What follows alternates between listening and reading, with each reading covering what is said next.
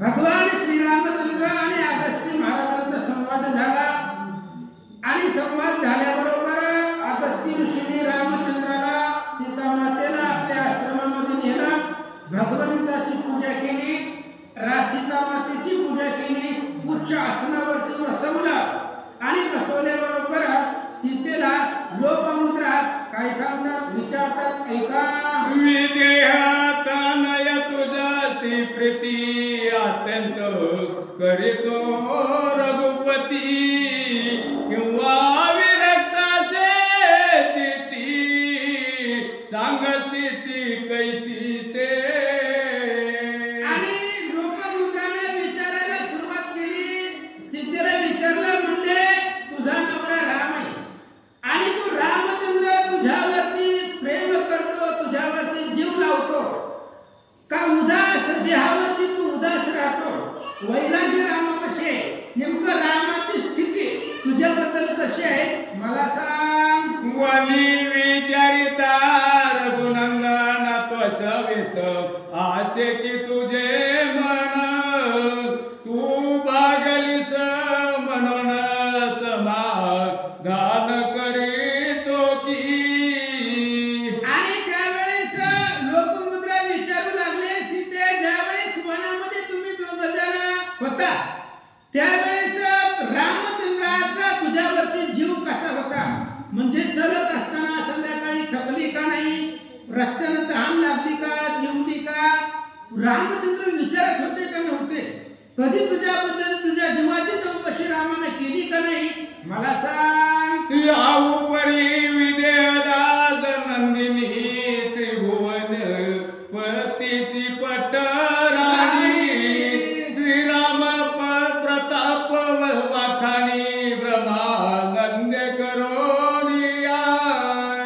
आणि त्यावेळेस लोपमुद्राने विचारल्यावर सीतेने सांगायला सुरुवात केली, सीता कोण आहे, तू आली माया जगदंबा भवानी कुलस्वामिनी अंबा, सगळे असणारे जगत जननी असणारी सीता माता आहे आणि ती त्रैलोक्याची पट्टराणी आहे. आणि त्या सीतेनं रामचंद्राच्या पुरुषार्थाचं वर्णन करून रामचंद्राचा प्रताप सांगायला सुरुवात केली. मने परमा दयालु रघुनाथ मजवरी स्नेह करी अत्यंत तू मनसी श्रीलंपट बहुत जनक जामात तैसा नव्हे. आणि सीतेने सांगितलं राम कृपेचा गोवाळा, राम जीवाचा जिवाळा. अरे रामचंद्र माझ्यावरती खूप जीव लावायचे, पण असं ऐकल्यावर तुझ्या मनामध्ये विचार येईल, मग तू स्त्रीच्या ऐकण्यामधला आहे, स्त्रीच्या अधीन आहे, पत्नी जसं म्हणतील तसाच वागणारा राम आहे, असं जर तुझ्या मनामध्ये आलं तर त्याबद्दलही मी सांगते, ऐका. तरी अत्यंत दयाळू श्रीराम मजवरी स्नेह करी परम विरक्त सदा निष्काम रूप नाम नाही दया. आणि त्यावेळेस तिने सांगितलं, तू विचारलेल्या सगळ्या प्रश्नाचं उत्तर देते. पहिला प्रश्न होता तुझा की रामचंद्र तुझ्यावरती जीव लावतो का, तुझ्यावरती प्रेम करतो का, तर करतो. तो जगावरती प्रेम करतो, तो जगाचा बाप आहे, त्याच्यामुळे त्याने माझ्यावरती असणाऱ्या प्रत्येक वेळोवेळी माझी काळजी घेतली. आणि रामचंद्र विरक्त आहे, त्याला रूपही नाही आणि नावही नाही, आला नावा रूपा तुका म्हणे झाला सोपा, तो आपल्यासाठी भक्तासाठी नावा रूपाला आलेला आहे, हे तू विरक्त आहे, वैरागी मन रामाचा आहे असा सीता सांगतात. मज घेऊन गेला रावण दया सागर तोर गुण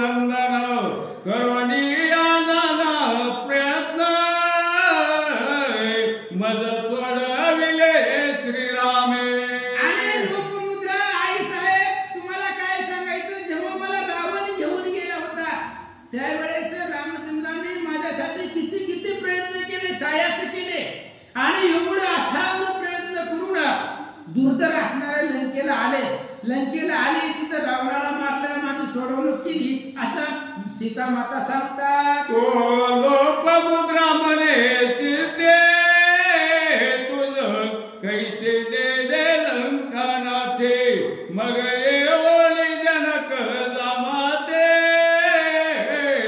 सोडविले कवने रीती. लोकमुद्रेने विचारलं, रावण तुला कसा घेऊन गेला, लंकेला तू त्याच्याबरोबर कशी गेली, कसं त्यानं नेला आणि एवढ्या दुर्धर लंकेकडे रामचंद्र कसे आले, कसं तुला सोडवलं, जरा सविस्तर सांगा असा लोकमुद्रा विचारते. हर्षे सांग तसे जानकी म्याईची मृग कंचुकी हे जाणोनिया एकाएकी अयोध्या प्रभू दाविंदला. मग सीतेने सांगायला सुरुवात केली अरण्यकांडाच्या 15व्या अध्यायापासून की बाबा ज्यावेळेस मायावी हरण मी पाहिलं गेलं, अतिशय सोन्याचं हरण होतं ते आणि त्या असणाऱ्या सोन्याच्या हरणाची कातडी मला पाहिजे होती.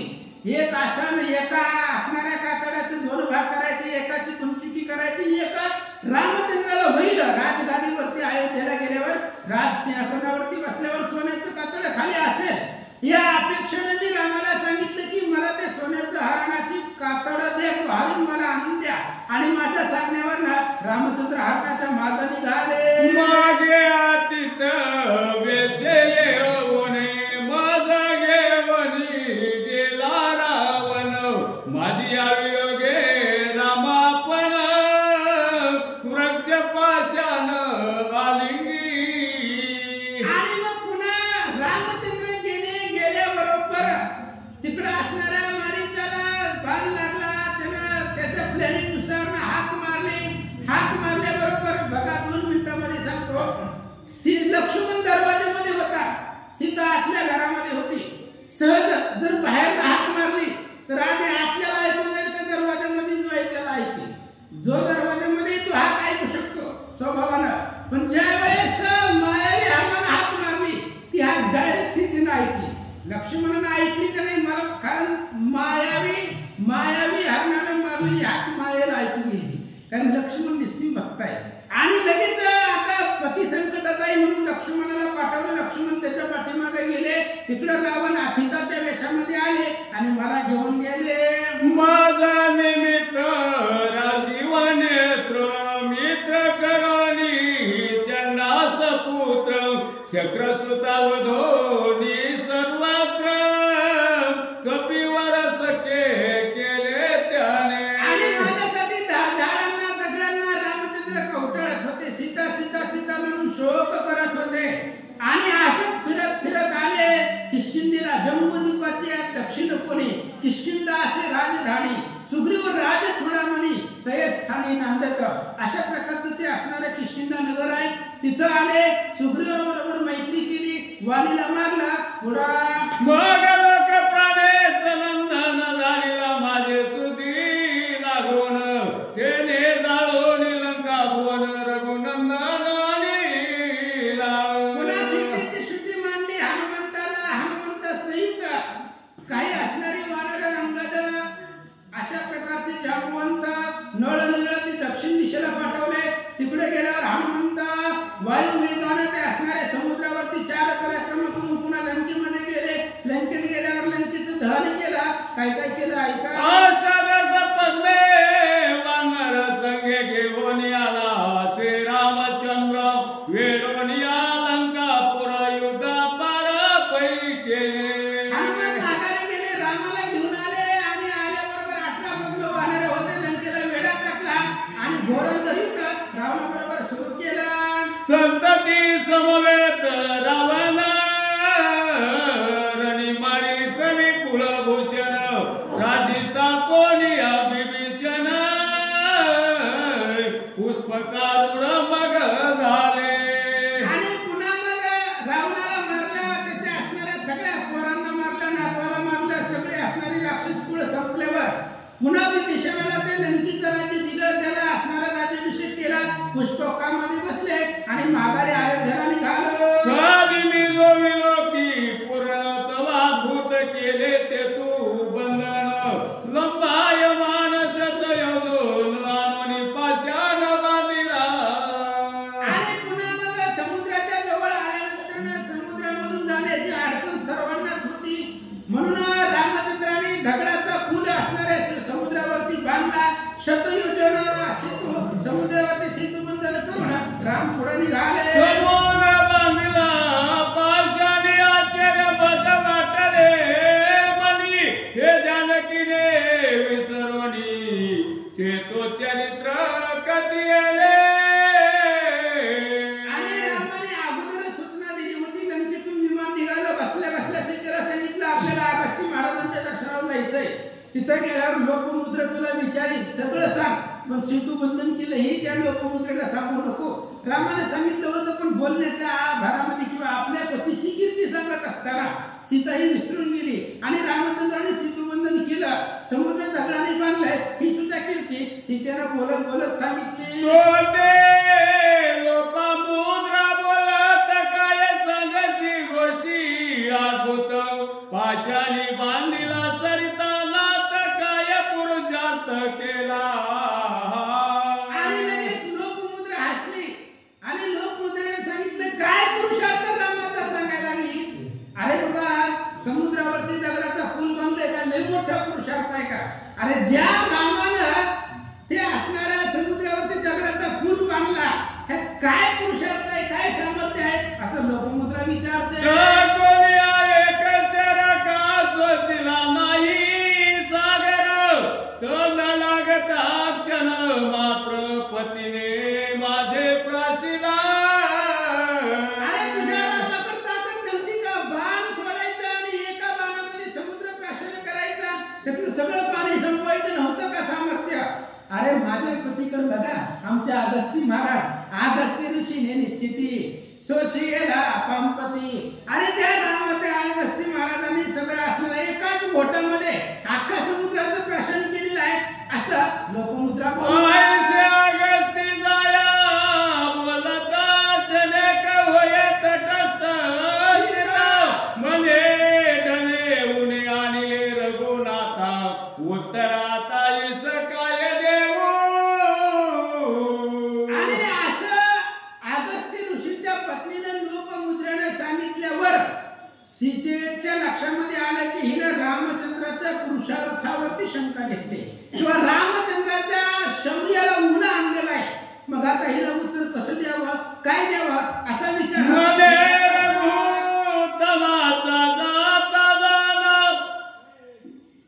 मने रघुतमाचा जाता बाण सप्त समुद्र जातील आठवण बिंदू मात्र दुरे जीवन जीव संपूर्ण मरतील.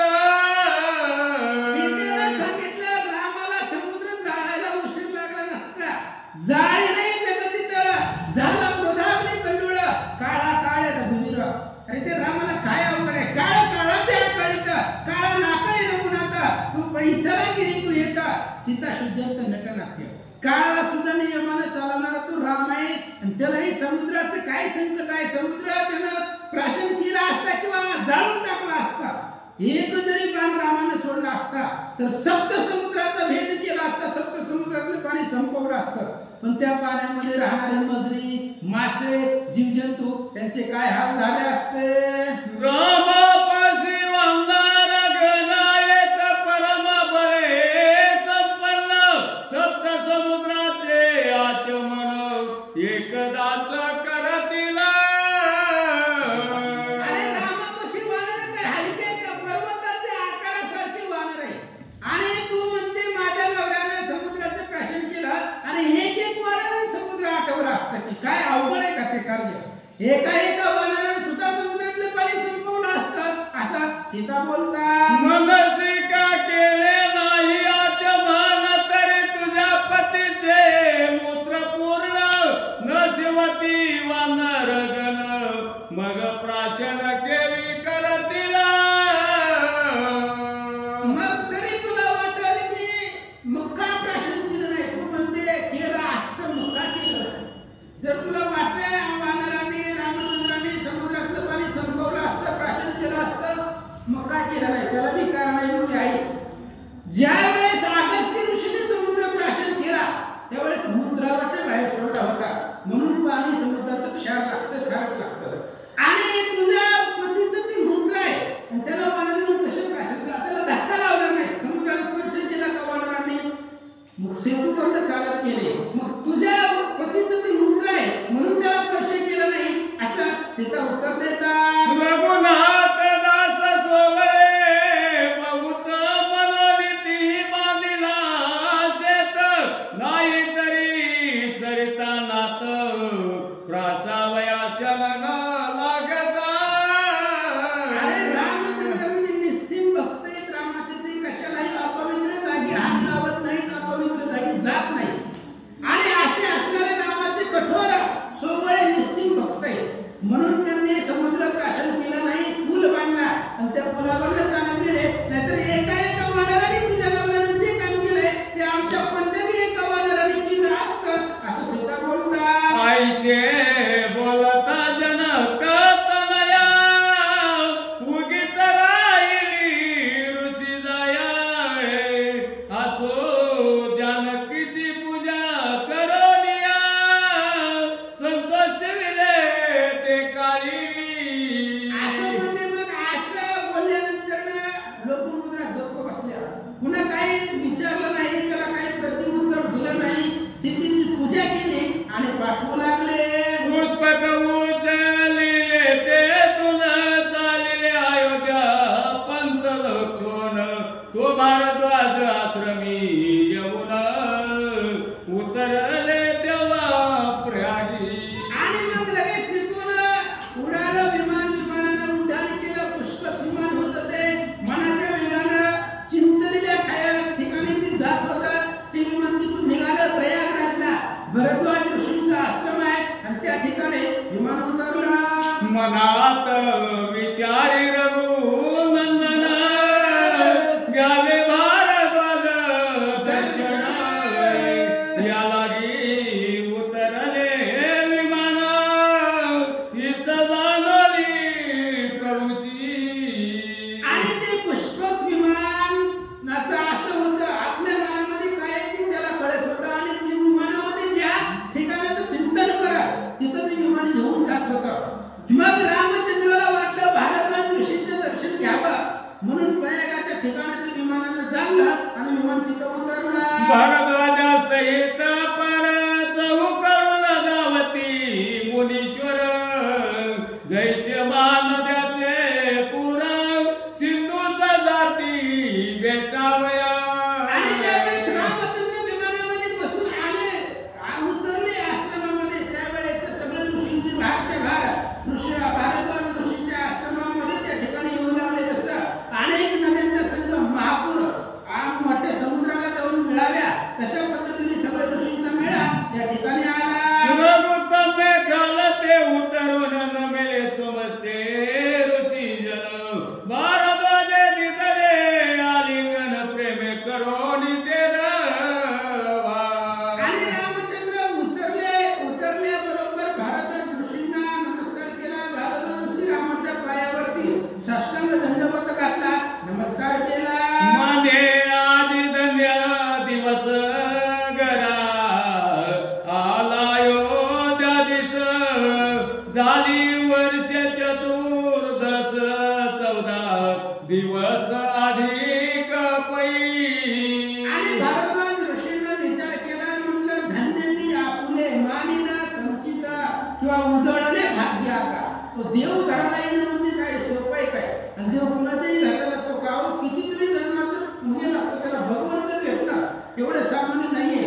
आणि मग भारद्वाज ऋषीने विचार केला, जेव्हा ऐकून रामचंद्र गेले तेव्हापासून त्यांच्याकडे रेकॉर्ड त्यांनी ठेवलेलं होतं. 14 वर्ष 14 दिवस परिपूर्ण झाल्यानंतर पुन्हा राम आले असं महाराज बोलतात. भारद्वाजे लक्ष्मण आलिंगीला प्रीती करून, ते दिवसी रघुनंदन फुले आश्रमी रावविला. आणि भारद्वाज ऋषींनी लक्ष्मणाला दृढ अशा प्रकारचं आलिंगन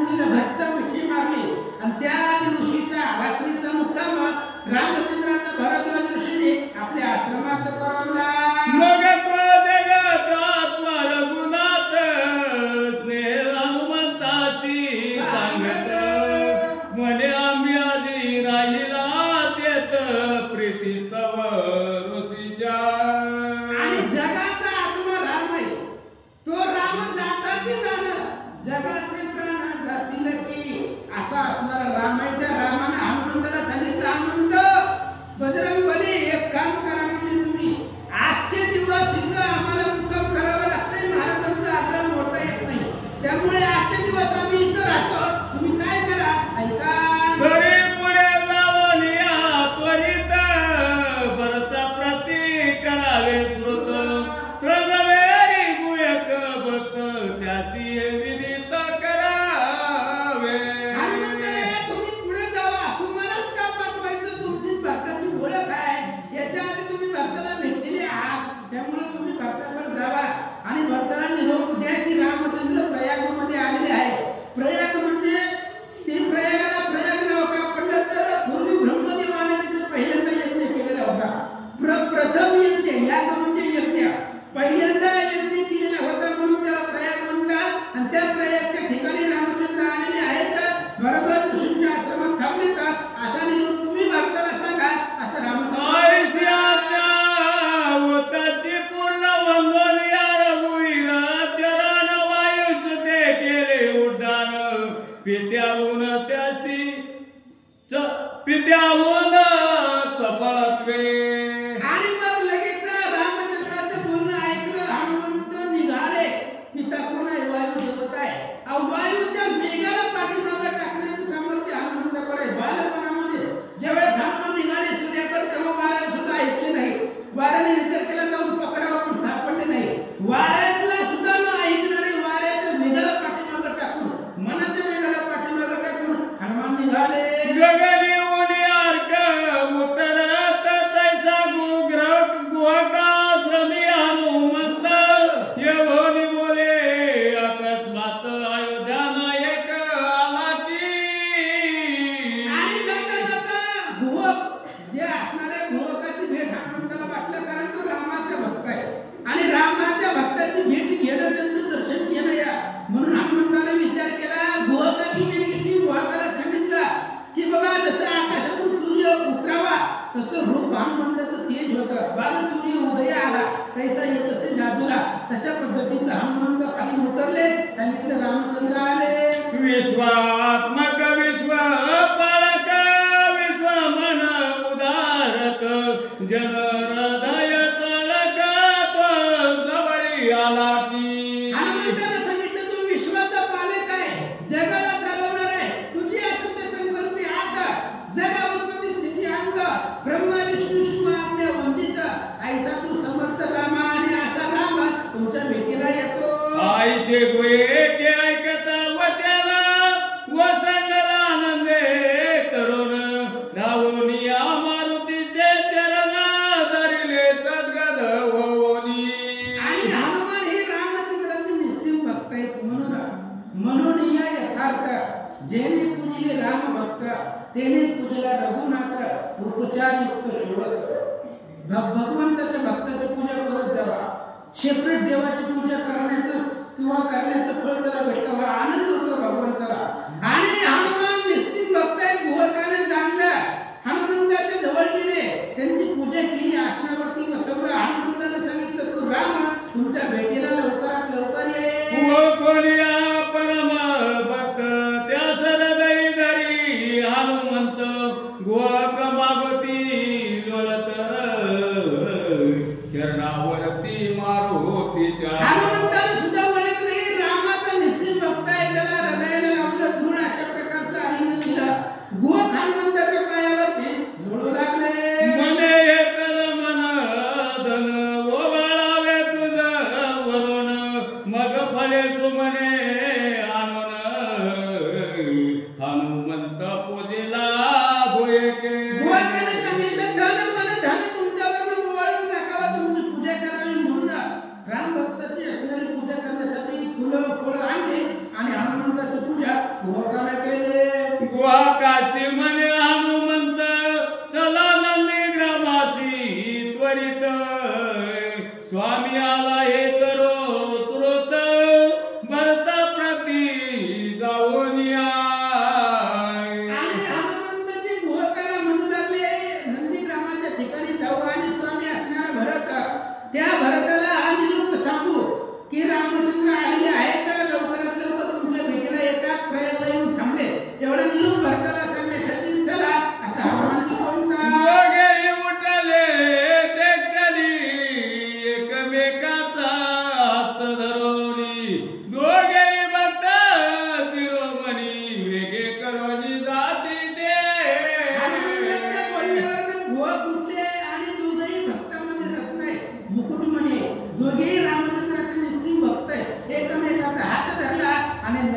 वनाला निघाले. तो नंदीग्रामी भरत गोटाने दिवस मोजित मने आता नये रघुनाथ चतुर्दश वर्ष लोटली.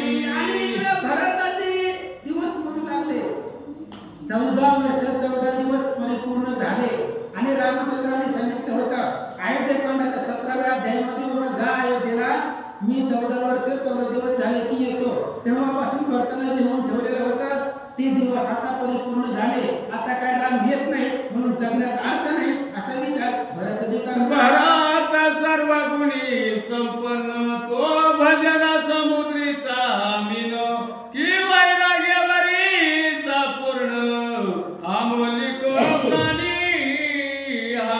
भरत म्हणजे भजन रूपी समुद्रामधलं रत्न आहे. भक्तीचा असणारा निस्सीम भगवंताची भक्ती करणारा.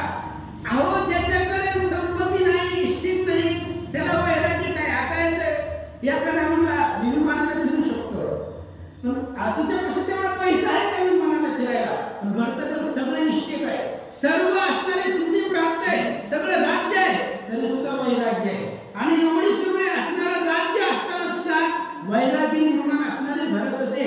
आणि त्या भरताने निस्सीम असणारी रामचंद्राची सेवा भजन केलेलं आहे असं श्रीधर स्वामी सांगतात. विवेक गंगेचा लोट थोर की ज्ञान प्रकाशाचा भास्कर की क्षमा धरता सहस्र वक्र की सरोवर निश्चयाचे.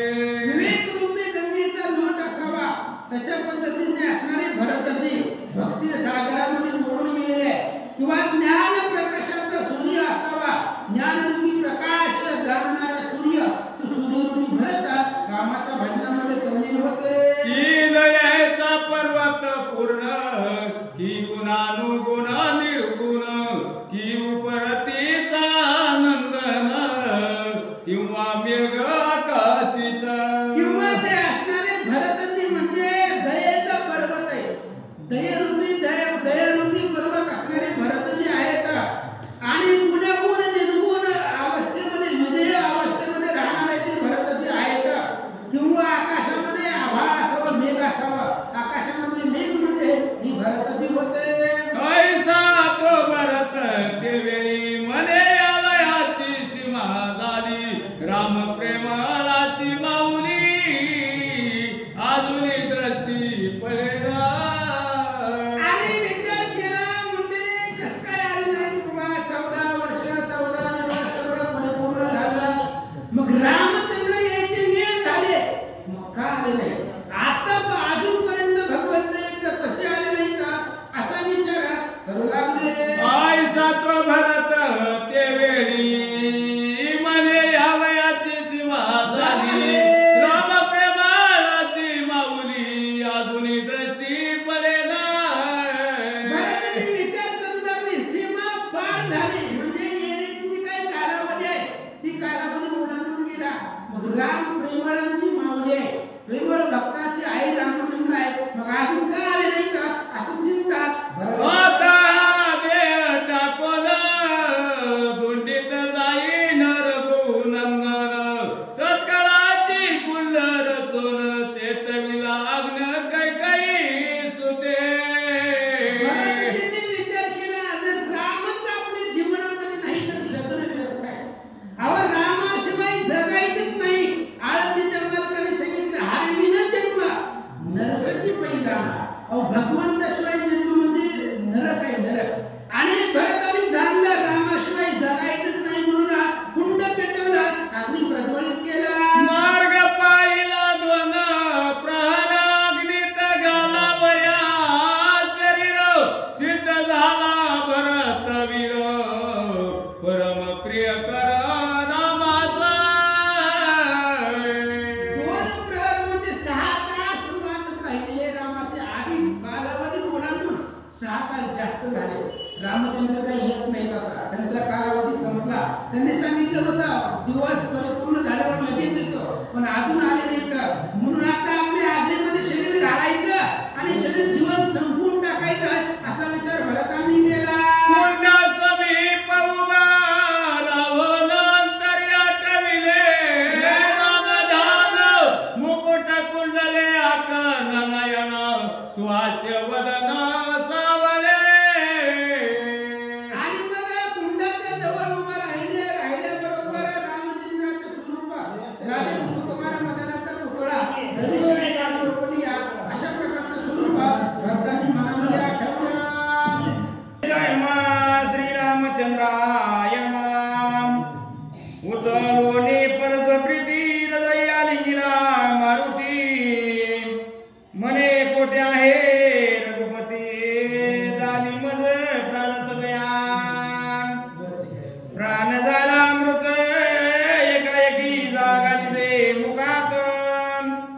तैसी शुभवार्ता अकस्मात जेवण आला कपिंद्रा. आणि मग आता अग्नीमध्ये शरीर टाकावं एवढ्या वेळामध्ये हनुमान तिथं आले. हनुमान आल्याबरोबर भरतजींनी असणारे हनुमंताला धूळ अशा प्रकारचं आलिंगन दिलं आणि रामचंद्र येण्याची शुभ वार्ता हे हनुमानजी घेऊन आलेले आहेत म्हणून भक्ताला आनंद वाटला. मग हनुमंतासी बोलावून उचले सकळ वर्तमान या प्रथमच्या करीत घरे तैसे रे कधी रे. मग भरतजींनी हनुमंताला जवळ घेतलं. प्राण सखा असणारा हनुमंत होता त्याला आसनावरती बसवलं.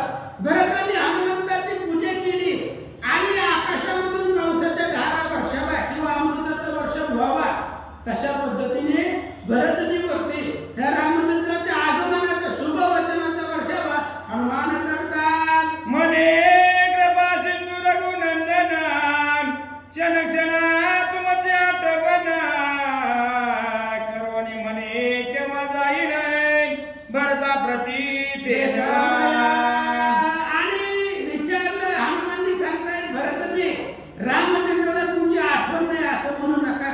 अहो क्षणाक्षणाला तुमची आठवण काढते माझा भरत आणि त्या भरताला कधी मी भेटेल कधी त्या भरताला पाहिल. अहो क्षणाक्षणाला तुमची आठवण रामचंद्र काढते का हनुमान सांगतात. धन्य धन्य तुमते बंधुपण चक्रपदा तुल्य राज टाकून सकळ मंगल भोग त्याजून नंदेयात ग्रामे बैठले.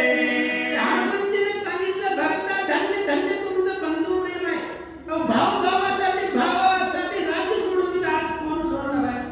मग याच्यासाठी रामायण आहे. रामायण ऐकावं तर ते आचरणामध्ये आणावं लागतं. अरे तुमच्या भावा भावाबद्दल एवढं आदर प्रेम आहे आणि ते असणाऱ्या प्रेमाने मी सांगतो की एवढं असणारा इंद्र पद तुल्य राज्य आहे आणि त्या असणाऱ्या राज्याचा तिरस्कार केला ते राज्याचा त्याग केला आणि भावासाठी नंदीग्रामामध्ये येऊन राहिला असं सांगू लागले. वरात मने हो मारुती मृग जीवने बुडेल अगस्ती त्रणा नवे पडेल दिनपती दोघे भागीरथे जरी लिंबे.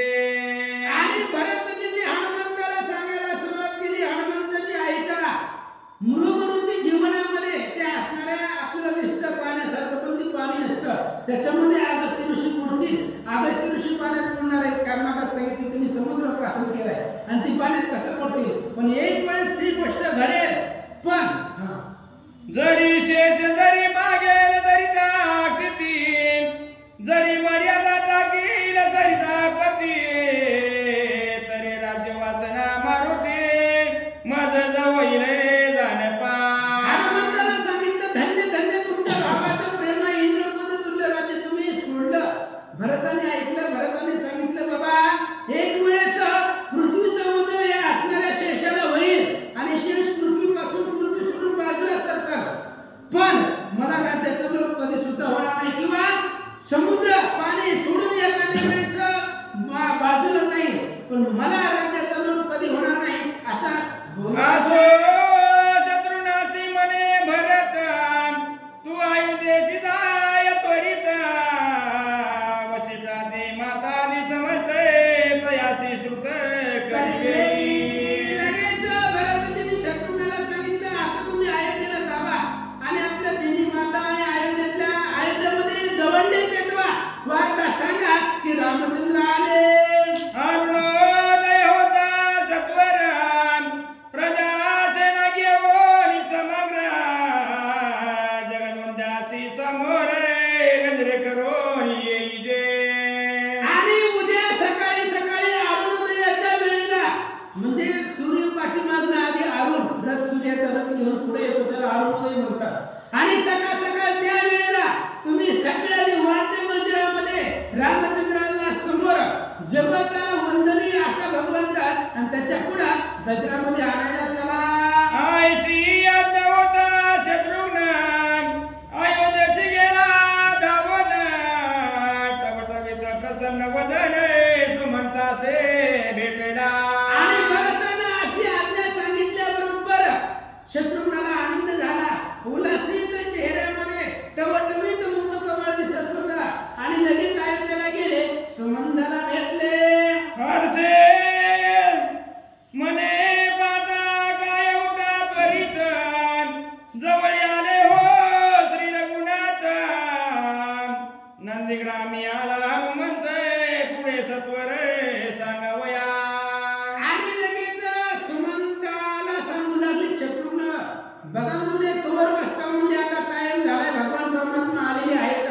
आणि राम आलेले आहेत हा निरोप घेऊन हनुमंत आले तर असं शत्रुघ्न सांगतात. भारते नावात सुमंत आनंदन समाये गगनात दुदंबे त्राटल्या त्वरित आला रघुनाथ मनोनिया. सुमंतलाही आनंद वाटला कारण राम सगळ्यांचं जे मग सांगितलं जगाचा आत्मा राम आहे. त्याच्यामुळे अयोध्येमधल्या प्रत्येकाला आनंद वाटला. सुमंतला आनंद वाटला. लगेच उठला. सगळ्या असणाऱ्या वाद्य वगैरे घेतलं रथ घेतलं. सुमंताचा आनंद आकाशामध्ये मावत नव्हता असं सांगतात. धनानिल्या गजभेरी नादन समाये अंबरी शत्रुघ्ने राजचंद्रावरी कळस चढविला नवनाये. आणि लगेचच असणाऱ्या राजभेरीची काय वाद्याची वाद्य धनानून गेले. त्याचा आवाज आकाशामध्ये घुमू लागला. आकाशामध्ये सुद्धा मावत नव्हता. अशा प्रकारचा असणारा त्या वाद्यांचा आवाज होता. शत्रुघ्नाने असणाऱ्या आपल्या राजसदनावरती कळस झेंडे पताके लावले म्हणतात. सूर्योदय अकस्मात पृथ्वीवर किरणे धावत तैसी नगरी प्रगटली माते आला रघुनाथ मनोनिया. वाऱ्याच्या वेगानं बातमी पसरली. सूर्य उगवल्याबरोबर त्याची किरण त्याच क्षणी पृथ्वीवरती पडावी तशा पद्धतीने राम आलेलीची वार्ता संपूर्ण अयोध्येमध्ये पसरले. आळोळी जने धावती अंगी रोमांच उभे राहते सगन समाये तया चित्ते नैनी लुटते प्रेम बिंदू. आणि लोक गर्दी गल्लीमधून धावू लागले. कुठे राजा असणाऱ्या राजवाड्याकडे आपल्याला रामाला आणायला जायचंय म्हणून रस्ता दिसेल तिकडे सगळे लोक राजवाड्याकडे येऊ लागले. गल्ली गल्लीने फिरू लागले. लोकांच्याही मनामध्ये आनंद होता उत्साह होता असं सांगतात. 16 पद्मे दळभार सिद्ध झाले तेव्हा सत्वर कुंजर भेरी 14 सहस्र एक सरे ठोकिल्या. आणि 16 पद्म दळ ते असणाऱ्या अयोध्येचं होतं तेवढं सगळं दळभार सिद्ध केलं. 14,000 असणाऱ्या बेरी होत्या हत्ती दळ होते ते सगळे सिद्ध झाले आणि निघाले. शत्रुघ्न आणि सुमंत आले कौशल्याच्या सदनात मनते माते आला रघुनाथ सौमित्रा सीता सहित पै. शत्रुघ्न आणि सुमंत कौशल्य मातेच्या घरामध्ये गेलं. हात जोडून सांगितलं आई साहेब सीता मातेला घेऊन भगवान परमात्मा आले. कौशल्या सुमित्रा दोघी जणी उदंबळले आनंद करोने सुखात लोटले नयने बैसल्या वदने सत्वर. आणि लगेचच सुमित्रा आहे कौशल्य आहे आनंद झाला. रामचंद्र 14 वर्षानंतर आपला मुलगा येतोय याचा आनंद वाटला कौशल्यला सुमित्रेला. आणि लगेचच त्याच वेळेला वाहनामध्ये पालखीमध्ये बसल्या. 20 वर्षे दासी जाऊन आनंद सांगे शत्रुघ्न स्वामी आले जे रघुनंदने तला सत्व सामरे कुलगुरू वसिष्ठाच्या घरात शत्रुघ्न गेले. शत्रुघ्नाने सांगितलं महाराज गुरुवर्य रामचंद्र आले तर आणि त्या रामाला आणायला चला. आला ऐकता रघुनंदन स्वानंद उतबळे ब्रह्म सुते चतुरंग दळ समते नगराबाहेर निघाले. रामचंद्र आले. वसिष्ठाने वार्ता ऐकली आणि वसिष्ठ महाराजांना आनंद वाटला. आणि लगेच चतुरंग दळ आहे घोडे दळ आहे हाती दळ आहे पायी दळ आहे रथ दळ आहे अशा प्रकारचं चतुरंग दळ अयोध्येच्या बाहेर निघालं. विद्रोध प्राय ध्वज झळकती मगर बिरुदे पुढे चालते अष्टादश प्रजा धावती नगराबाहेर सत्वर. आणि प्रत्येकाच्या रथावरती ध्वज होते पताका होत्या. ते ध्वज पताका झळकून लागलेले होते. 18 पद्म असणारं त्या ठिकाणी सैन्य होतं. मंगळ ध्वनी वाद्य वाजत होता. अशा थाटामध्ये निघाले. आय आय वसिष्ठ शत्रुघ्न सुमंत दिव्यरती बैसले त्वरित आनंदमय जन समस्त श्री रघुनाथ पावया. वसिष्ठ महाराज सुमंत आणि शत्रुघ्न दिव्य अशा प्रकारच्या रथावर वाटेत आपण सगळी प्रजा निघालेली आहे. रामाच्या भेटीची आस सर्वांना लागलेली होते. थोडीशी उडता लग्न गाडी वेगी धावती वराडी तैसे गंगेची आजवळी धडी रत्ना कांत करीती त्वरेने. लग्नाचा टाइम व्हावा आणि आपल्याला वराड्याला निघायला उशीर लागावा. ते जसं तातडीने जातं वेगाने जातं की टाइम बरोबर सापडावं. ते आतुरतेनं भगवंताचं दर्शन व्हावं ही मनामध्ये इच्छा आहे. म्हणून सगळेजण निघाले. तैसे ब्रह्मानंदे करून पुढे धावते अयोध्येचे इकडे भरत सीताचं घर सूर्योदयी उठी रे. आणि बघा लगेच असणारे ब्रह्म आनंद झालेला होता त्यांना. आणि त्या असणाऱ्या आनंदामध्ये सगळा जनसमुदाय निघालेला होता नंदीग्रामाकडं. नंदीग्रामाच्या दिशेनं आयोध्याहून सगळी सेना निघाली. इकडं भारद्वाज ऋषीच्या आश्रमामध्ये रामचंद्राने रात्र घालवली आणि सूर्य उगवला. नित्य नियमाते सारून पुढे चालले दोघे जण भरत म्हणे आजी धन्य वचन राम निदान देखिले. आणि मग रामचंद्र लक्ष्मण यांनी आपला नित्यक्रम सारला. तिथून पुढे निघाले. इकडे भरताची धन्य असणारा दिवस आहे. रामचंद्राचा मुखचंद्र पाहिला असं भक्ताला वाटू लागलं. पुष्पकी वैसे रघुनंदन सत्वर चालिले विमान अयोध्या पट्टण रामनिदान अयोध्या पट्टण लक्षित निघाले. आणि इकडे भरतवराची आज्ञा घेतली. त्यांचे असणारे त्यांना विचारून रामचंद्र पुष्पकामध्ये बसले. सीता लक्ष्मण सहित अयोध्येच्या दिशेने निघाले. ओ भरताची म्हणे हनुमंत ऊर्ध्व बंदे बाजो त्वरित भरताचो अर्धव विलोकित ते अद्भुत देखिले. आणि तेवढ्या वेळामध्ये विमान पाहिल्याबरोबर भरतजींनी सांगितलं आकाशाकडे बघा. पिवळा पितांबर कैसा गगनी झळकला गरुडावरी बैसोनी माझा कैवारी आला. बघा म्हणजे आकाशाकडे कसा असणार रथ झळकता भगवंत येऊ लागले. भरत म्हणे हनुमंतासी हे काय असंभावे आकाशी वाद्य वाजते मानते आश्चर्य मने वाटते. आणि या त्यांना सांगू हनुमंत म्हणे भरत म्हणे हनुमंतासी हे काय असंभावे आकाशी वाद्य वाजती मानसी आश्चर्य मज वाटते.